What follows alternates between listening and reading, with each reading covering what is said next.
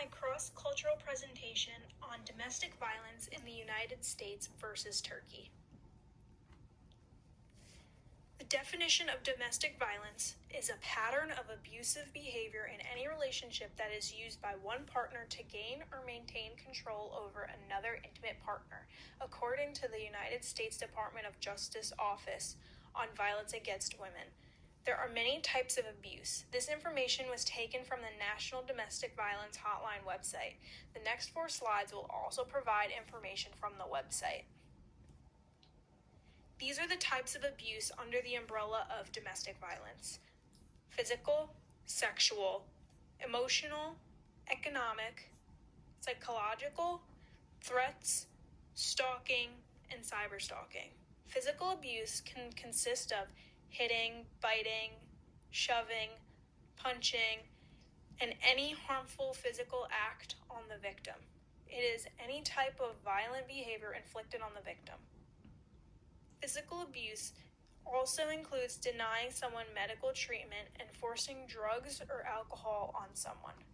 Sexual abuse is when the abuser attempts to or coerces the victim into having sexual contact without the victim's consent.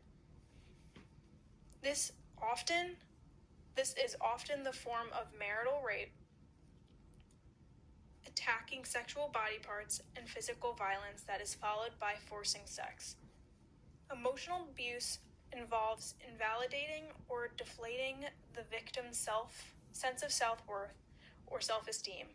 Emotional abuse often takes the form of constant criticism, name-calling, injuring the victim's relationships with his or her children, or interfering with the victim's abilities. Economic abuse is when the abuser makes or tries to make the victim financially reliant.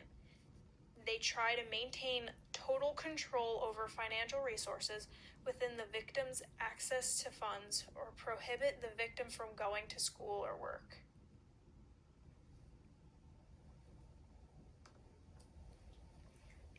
Psychological abuse involves the abuser invoking fear through intimidating, threatening to physically hurt himself or herself, the victim, their children, the victim's family or friends, or their pets. It can consist of destruction of property, injuring the pets, isolating the victim from loved ones, or prohibiting the victim from going to school or work.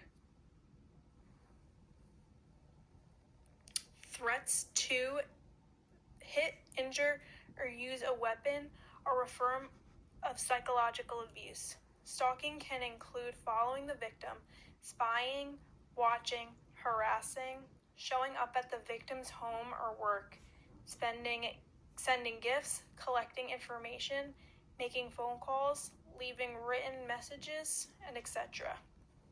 These acts individually are typically legal, but any of these behaviors done continuously results in a stalking crime. Cyberstalking refers to online action or repeated emailing that inflicts emotional distress on the recipient.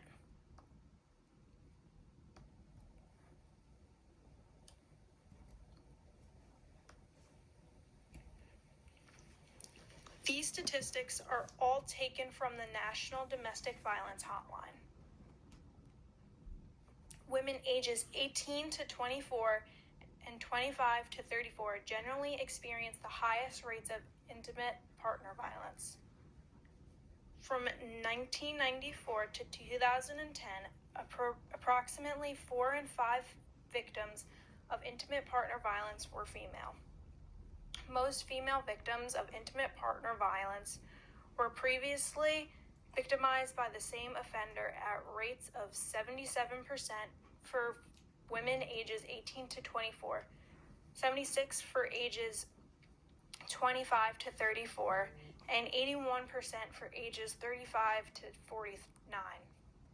Nearly 1 in 5 women, 18.3%, and 1 in 71 men, 1.4%, have been raped in their lifetime.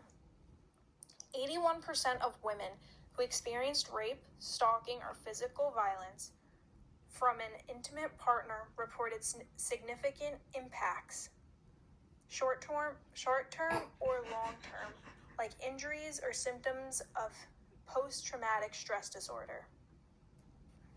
Approximately 35% of women who were raped as minors were also raped as adults, compared to 14% of women without an early rape history. The majority, 79.6% of female victims of completed rape experienced their first rape before the age of 25. 42.2% experienced their first completed rape before the age of 18. 52% of college women report knowing a friend who's experienced violent or abusive dating behaviors, including physical, sexual, digital, verbal, or other controlling abuse. Approximately 84% of victims were psychologically abused by their partners, half are physically abused, and 1/3 experience sexual coercion. Female intimate partners are more likely to be killed with a firearm than other means combined. Some history behind domestic violence is that it was first recognized in the 1970s. Domestic violence was used in a modern context, meaning spousal abuse or violence in the home. Domestic violence against men has gained attention because many thought only the women were victims. In the 1990s, men had a movement. Domestic violence was viewed as a husband putting their wife in order or correct their wives in the household. Wives are seen as subordinate to only their husbands. This information was provided from Anna Clark's journal in women's history called Domestic Violence, Past and Present. The mortality rates of domestic violence is at almost 2 million injuries occurring each year as a result of domestic violence, of which approximately 1/3 of patients will seek care in an emergency department. Reported injuries were 43,000 patients with gunshot wounds, stab wounds, fractures, internal injuries, and loss of consciousness. As a result of intimate partner rape or sexual assault, 53,000 were injured and 390,000 with soft tissue trauma. The number of intimate partner homicides decreased by about 14% overall for both genders over the past 20 years. There are several modalities or methods of treatment: individual therapy, group therapy, couples therapy, and family therapy. In an individual therapy session, a client works one-on-one with a trained therapist. This information was taken from Medscape.com from an article about the mortality rates associated with domestic violence. This slide covers the health of women in the United States along with statistics for domestic violence in the United States. An average of 24 people per minute are victims of rape, physical violence, or stalking by an intimate partner in the United States. More than 12 million women and men over the course of a single year. Nearly 3 in 10 women, 29%, and 1 in 10 men, 10% in the U.S. have experienced rape, physical violence, and or stalking by a partner and reported it having a related impact on their functioning. Nearly 1 in 10 women, 9.4% in the United States, have been raped by an intimate partner in their lifetime. 1 in 6 women, 16.2%, and 1 in 19 men, 5.2%, in the United States have been a victim of stalking at some point during their lifetime, in which they felt fearful or believed that they, or someone close to them, would be harmed or killed. Women in the U.S. are 11 times more likely to be killed with guns than women in other high-income countries. This information was also taken from the National Domestic Violence Hotline. Violence against women is linked to many long-term health problems, such as arthritis, asthma, chronic pain, digestive problems, such as stomach ulcers, heart problems, irritable bowel syndrome, nightmares, and problems sleeping, migraine headaches, sexual problems such as pain during sex, stress, problems with the immune system, mental health problems, etc.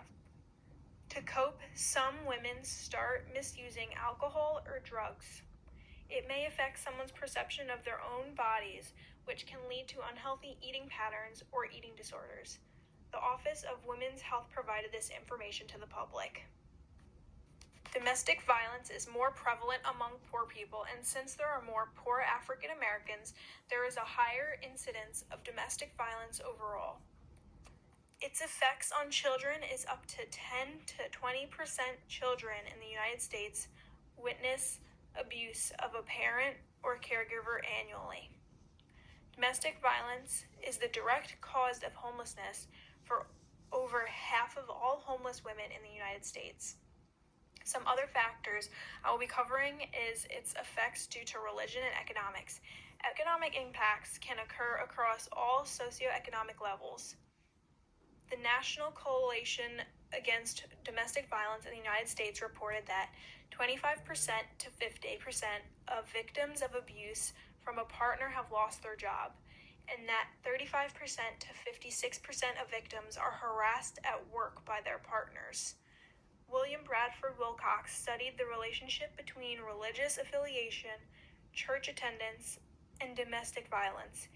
He used data on wives' reports of spousal violence from the 3 national U.S. surveys from 1992 and 1994. The study found that the lowest reported rates of domestic violence occurred among active conservative Protestants at 2.8% of husbands committed domestic violence, followed by those who were religiously unaffiliated, 3.2%, nominal mainline Protestants, 3.9%, active mainline Protestants, 5.4%, and nominal conservative Protestants, 7.2%. This is a quote from the U.S. National Library of Medicine, National Institutes of Health, discussing violence and health in the United States in a global perspective. Violence is a public health problem that can be understood and changed. Research over the past 2 decades has demonstrated that violence can be prevented and that in some cases prevention programs are more cost-effective than other policy options such as incarceration. The United States has much to contribute to and stands to gain much from global efforts to prevent violence. A new World Health Organization initiative presents an opportunity for the U.S. to work with other nations to find cost-effective ways of preventing violence and reducing its enormous costs. I like this statement because it gives hope that violence is capable of being stopped. In the next few slides, I will be talking about the health of women in Turkey and how religion, economic, and societal factors affect domestic violence in Turkey.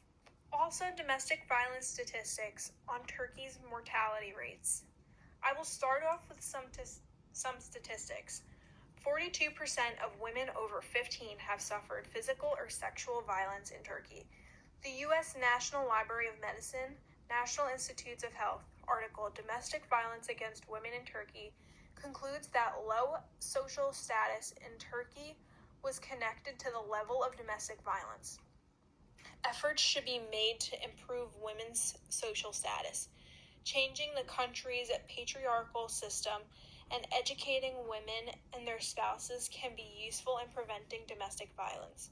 Domestic violence is a worldwide health problem. Despite geographical limits, economic development, and educational level, and affects women of all ages. Violence on women in the 21st century are increasing. The prevalence of and factors affecting it in Turkey are small, though. The study will contribute to enlarging the literature on domestic violence and promoting efforts to prevent violence. The collection of this study goes to the Turkey National Plan for Violence Against Women, which needs a stronger focus on the prevention of violence. A report from the United States Department of Justice in 2000 found that 1.3% of women reported experienced domestic violence. It was observed that in 2002, 36.4% of women complained about physical violence. During pregnancy, 71% mentioned physical, psychological, and or sexual assaults.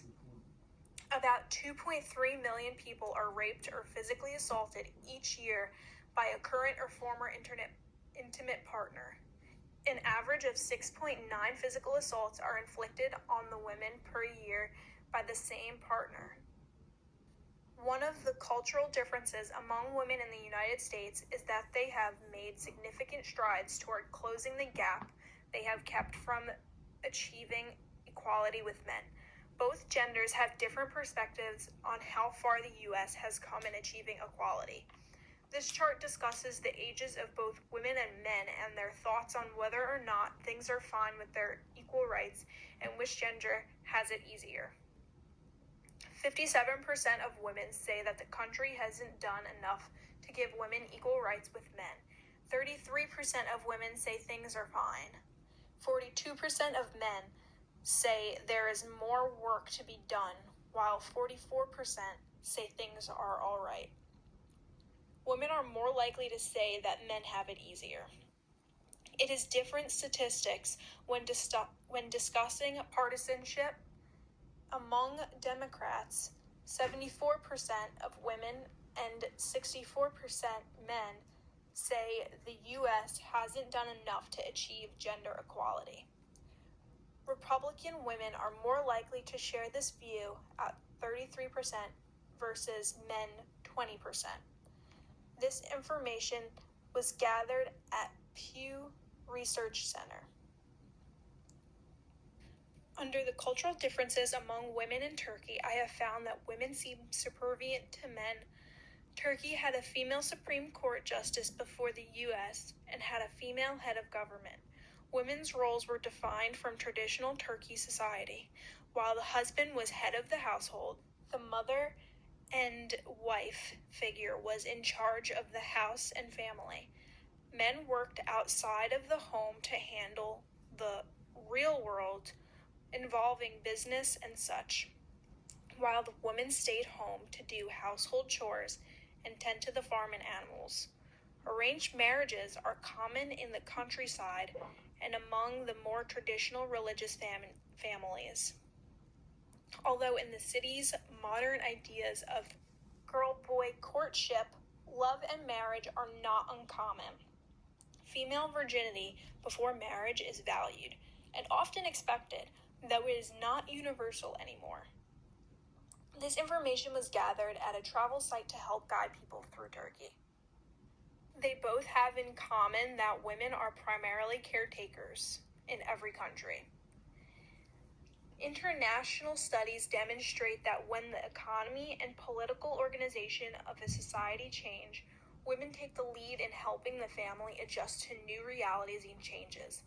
Mothers are the ones who usually urges their children to tend and stay in school. This information was gathered from the website Global Volunteers.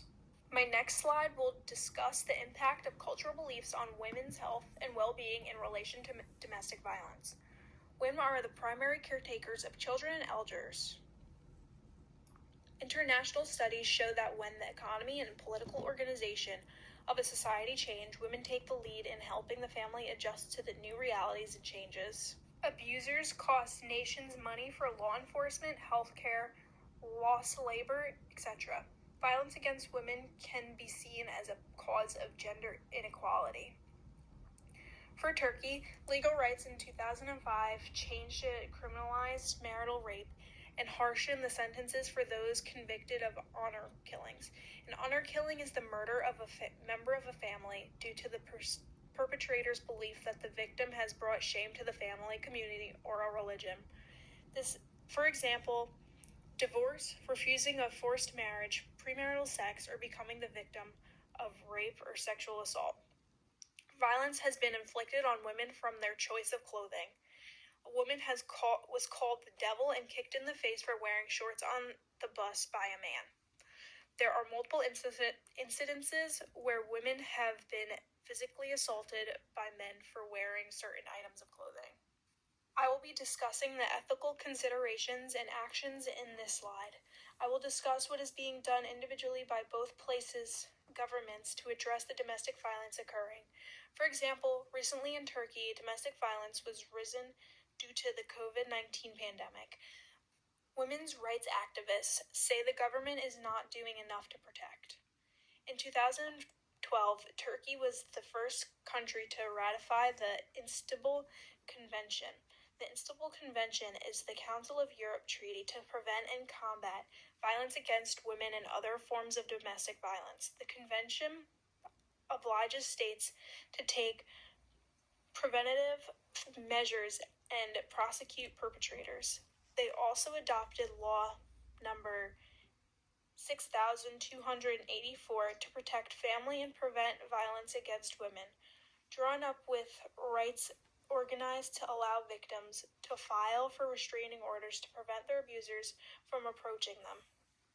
Since both are not always implemented in practice, women's rights activists are calling for authorities to take the laws seriously and ensure that women and children receive protection. For the United States societal responsibilities, one of the important statements that I really liked from the U.S. National Library of Medicine, National Institutes of Health article addressing domestic violence against women, an unfinished agenda, is that public health workers have a responsibility to build awareness by creating and disseminating materials and innovative audio-visual messages which project positive image of girl, child, and women in the society. An integrated media campaign covering electronic, print, and film media that portrays domestic violence as unacceptable is the need of the hour. The role of increased male responsibility to end domestic violence needs to be emphasized. Finally, my conclusion. The most important points about my topic is knowing that domestic violence should not be looked over. It is a very serious issue. I believe my topic is important because a large number of women lose their lives every day due to domestic violence. You should take away that you are not alone and it is fixable. Domestic violence is a global issue along with socioeconomic, cultural, racial, and class involved. It has serious impacts on women's health. Everyone should know the warning signs of domestic violence and sexual assault. Some resources to contact is the National Domestic Violence Hotline, the hotline.org, which provides a number to call and provides information about domestic violence and statistics. Safe Horizon is a domestic abuse treatment center. Then there is New Jersey Domestic Violence Hotline and the National Sexual Assault Hotline. All of these resources can help create a safety plan. And these are just my reference lists.